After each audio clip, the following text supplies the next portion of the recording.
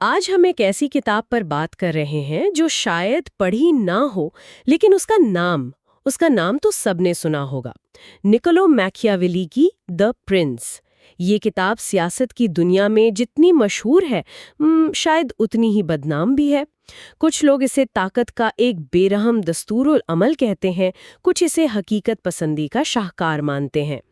آج ہمارا مقصد ہے کہ اس کتاب کے ان بنیادی نظریات کی گہرائی میں اتریں جو 500 سال بعد بھی حکمرانوں اور لیڈروں کو آپ کہہ سکتی ہیں پریشان بھی کرتے ہیں اور اپنی طرف کھینچتے بھی ہیں۔ بالکل، اور یہ سمجھنا بہت ضروری ہے کہ یہ کوئی خشک تاریخی دستاویز نہیں ہے۔ یہ ایک طرح کا دھماکہ تھا جس نے سیاست اور اخلاقیات کے جو پرانے تصورات تھے ان سب کو ہلا کر رکھ دیا۔ میکیاویلی کی سب سے بڑی اور شاید سب سے متنازع بات یہ تھی کہ اس نے کہا، ایک منٹ رکیے، سیاست کو مذہب اور روایتی اخلاقیات کے چشمے سے دیکھنا بند کریں۔ اس کے مطابق سیاست کا کھیل اپنے اصولوں پر کھیلا جاتا ہے، اور آج ہم یہی دیکھیں گے کہ وہ اصول کیا تھے اور کیا وہ آج بھی اتنے ہی کارآمد ہیں جتنا میکیاویلی سمجھتا تھا۔ تو پھر شروعات اس کتاب کے سب سے انقلابی خیال سے کرتے ہیں۔ باب 15 میں وہ ایک بہت بڑا دعویٰ کرتا ہے کہ میں جو لکھنے جا رہا ہوں وہ پہلے لکھی گئی تمام کتابوں سے بالکل مختلف ہے۔ وہ کہتا ہے کہ میں خیالی ریاستوں کی باتیں نہیں کروں گا، بلکہ میں چیزوں کی عمل انگیز سچائی یعنی ایفیکچوئل ٹروتھ پر بات کروں گا۔ یہ سننے میں تو بڑا اچھا لگتا ہے، لیکن اس کا اصل مطلب کیا ہے؟ دیکھیں، اس کا مطلب بہت گہرا اور آپ کہہ سکتے ہیں خطرناک بھی ہے۔ میکیاویلی سے پہلے افلاطون سے لے کر سینٹ آگسٹین تک تمام بڑے مفکر یہ بتاتے تھے کہ ایک حکمران کو کیسا ہونا چاہیے۔ اسے نیک، عادل، رحم دل، یہ سب ہونا چاہیے۔ یہ سب آئیڈیل باتیں تھیں۔ میکیاویلی نے آ کر کہا کہ یہ سب حقیقت سے دور ہے۔ اس کا کہنا تھا کہ ایک حکمران جو ہر حال میں صرف اچھا بننے کی کوشش کرے گا، وہ لاتعداد برے لوگوں کے درمیان سیدھی سی بات ہے ٹکڑے ٹکڑے ہو جائے گا۔ یعنی وہ یہ کہہ رہا ہے کہ اگر آپ کو ایک کامیاب حکمران بننا ہے تو آپ کو ایک اچھا انسان بننے کا خیال چھوڑنا پڑے گا۔ بالکل، اس کا مشہور جملہ ہے کہ ایک شہزادے کو یہ سیکھنا چاہیے کہ کیسے اچھا نہ رہا جائے اور اس علم کو ضرورت کے تحت استعمال کیا جائے۔ اب آپ خود سوچیں کہ اس وقت کے یورپ کے لیے یہ کتنی بڑی بات تھی، جہاں ہر چیز کا مرکز مذہب اور عیسائی اخلاقیات تھیں۔ یہ تو ان تمام اصولوں پر ایک براہ راست حملہ تھا۔ یہ بات ہضم کرنا تھوڑی مشکل ہے۔ اگر اچھا نہ رہنا سیکھنا ہے تو پھر انصاف، دیانت، رحم، ان تصورات کی کیا حیثیت رہ جاتی ہے؟ یہی تو میکیاویلی کا سب سے چونکا دینے والا نکتہ ہے۔ آپ کو یہ جان کر حیرت ہوگی کہ اس نے اپنی پوری کتاب میں ایک بار بھی فطری انصاف یا فطری قانون جیسی کوئی بات ہی نہیں کی۔ اس کے نزدیک انصاف وہ ہے جو ریاست کو بچانے کے لیے ضروری ہو۔ اس کا فارمولا بہت سیدھا ہے۔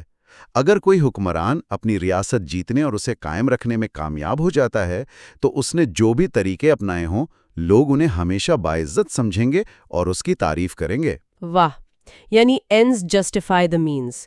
نتیجہ اچھا ہے تو سب کچھ ٹھیک ہے۔ کامیابی خود اپنی اخلاقیات بنا لیتی ہے نا؟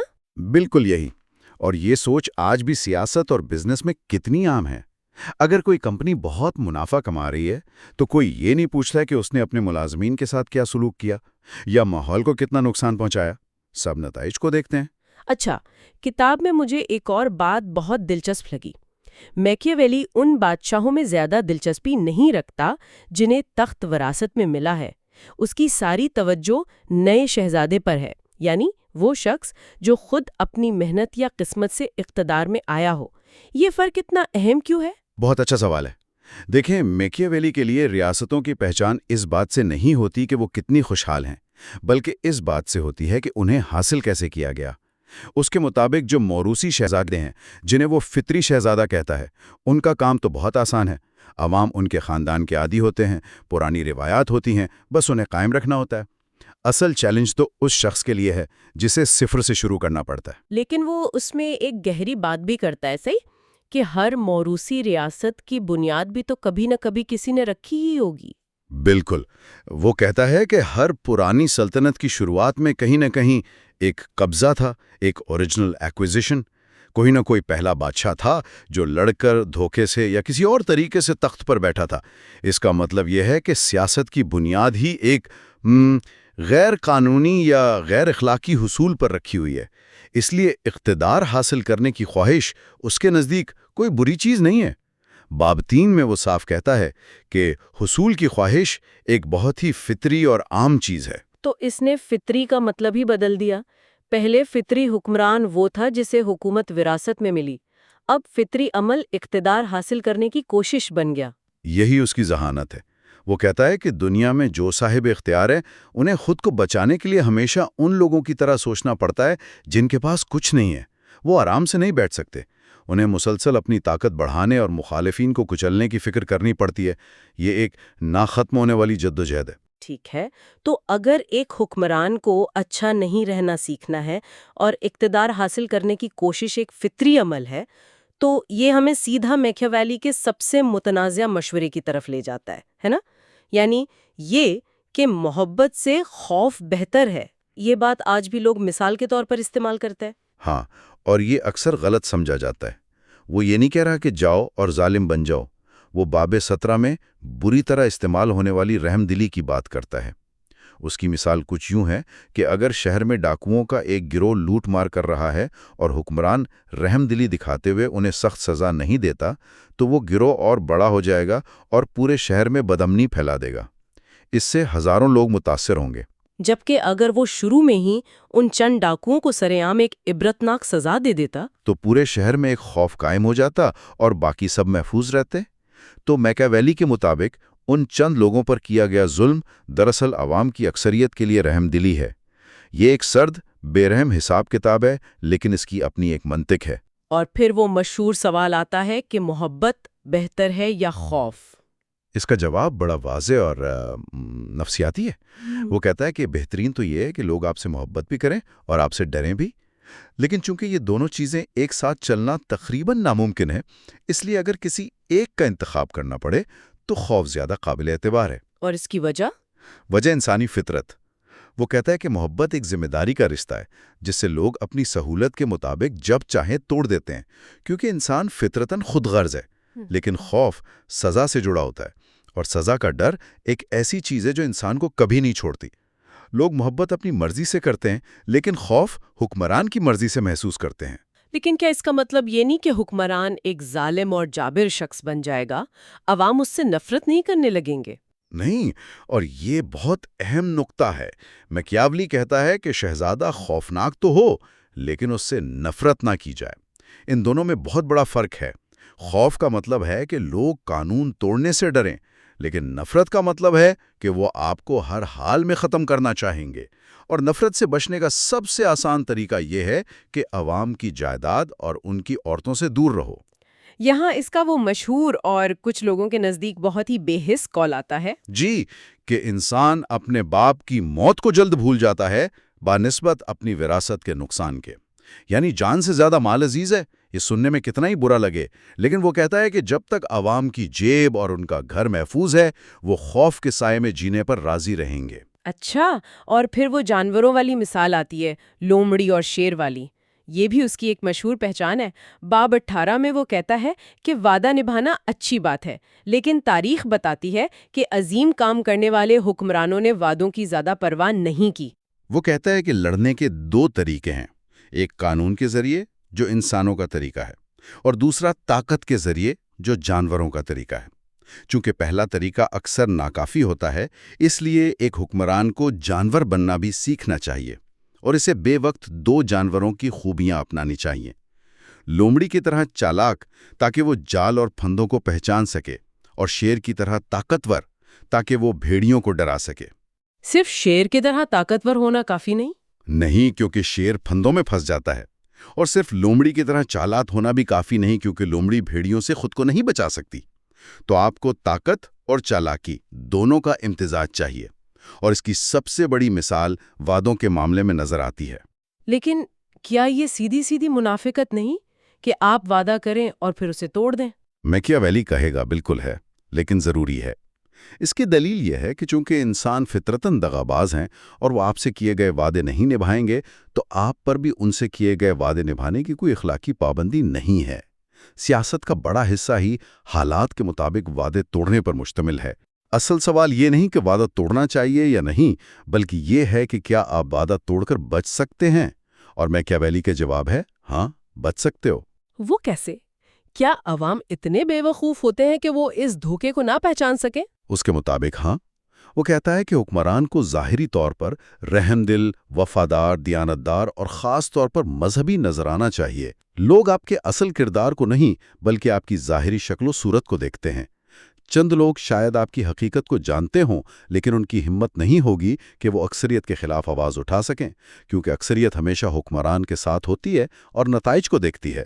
اگر ریاست محفوظ اور مستحکم ہے تو کسی کو پرواہ نہیں کہ آپ نے اس کے لیے کیا طریقے استعمال کیے۔ یہ سب کچھ بہت ہی حساب کتاب والا اور کنٹرول کرنے والا لگتا ہے، لیکن اس ساری منصوبہ بندی اور چالاکی کے باوجود ایک چیز تو ہے جو انسان کے کنٹرول میں نہیں، قسمت، جسے وہ فارچون کہتا ہے۔ اس کا کیا کردار ہے؟ یہ ایک بہت بڑا سوال ہے جس پر وہ باب 25 میں بات کرتا ہے۔ وہ کوئی تقدیر پرست نہیں ہے۔ وہ یہ نہیں کہتا کہ سب کچھ قسمت کے ہاتھ میں ہے۔ وہ تسلیم کرتا ہے کہ قسمت انسانی معاملات کے تقریباً نصف حصے کو کنٹرول کرتی ہے، لیکن باقی نصف ہمارے اپنے اختیار میں ہے۔ اس نے اس کی کوئی مثال دی ہے؟ ہاں، بہت زبردست مثال دی ہے۔ وہ قسمت کو ایک بھپرے ہوئے دریا سے تشبیہ دیتا ہے۔ جب دریا میں سیلاب آتا ہے تو وہ سب کچھ بہا کر لے جاتا ہے اور کوئی اسے روک نہیں سکتا، لیکن اس کا مطلب یہ نہیں کہ آپ ہاتھ پر ہاتھ دھرے بیٹھے رہیں۔ جب موسم شانت ہو تب آپ بند اور پشتے بنا کر خود کو آنے والے سیلاب کے لیے تیار کر سکتے ہیں۔ اسی طرح ایک حکمران کو امن کے زمانے میں ایسی تیاریاں کرنی چاہیے کہ وہ قسمت کے اچانک حملے کا مقابلہ کر سکے۔ لیکن اس میں ایک پیچیدگی ہے۔ وہ خود ہی کہتا ہے کہ انسان کی فطرت مستقل ہوتی ہے، کوئی فطرتاً جلد باز ہوتا ہے تو کوئی بہت محتاط، جبکہ زمانہ اور حالات بدلتے رہتے ہیں۔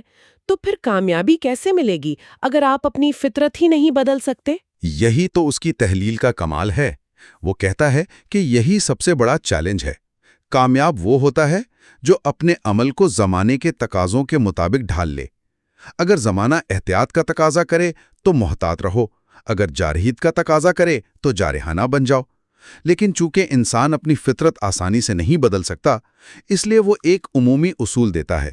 وہ کہتا ہے کہ اگر شک ہو تو محتاط رہنے کے بجائے جلد باز اور جارحانہ ہونا بہتر ہے۔ اور یہاں وہ اپنا سب سے مشہور اور انتہائی اشتعال انگیز استعارہ استعمال کرتا ہے۔ جی، وہ کہتا ہے کہ قسمت ایک عورت کی مانند ہے اور اسے قابو میں رکھنے کے لیے اس پر غلبہ پانا ضروری ہے۔ وہ کہتا ہے کہ قسمت ان لوگوں کو پسند کرتی ہے جو جوشیلے، نڈر اور نوجوان ہوتے ہیں، نہ کہ ان کو جو ٹھنڈے اور محتاط ہوں۔ یہ استعارہ آج کے دور میں ناقابل قبول ہے، لیکن یہ میکیاویلی کی بیان کردہ خوبی یعنی ورچو کے جارحانہ پہلو کو ظاہر کرتا ہے۔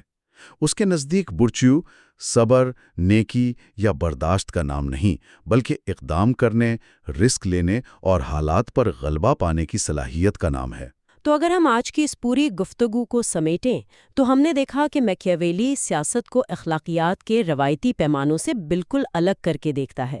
اس نے خیالی باتوں کے بجائے عمل انگیز سچائی پر زور دیا۔ اس نے خوبی یا ورچو کی ایک نئی تعریف کی جو طاقت، چالاکی اور حالات کے مطابق خود کو ڈھالنے کی صلاحیت پر مبنی ہے، اور اس نے حکمران کو مشورہ دیا کہ وہ محبت کے بجائے خوف، حساب کتاب اور ضرورت کے تحت بے رحمی کے ذریعے انسانی فطرت اور قسمت دونوں پر قابو پانے کی کوشش کرے۔ بالکل درست خلاصہ ہے، لیکن اس گفتگو کا اختتام میں ایک چونکا دینے والے سوال پر کرنا چاہوں گا۔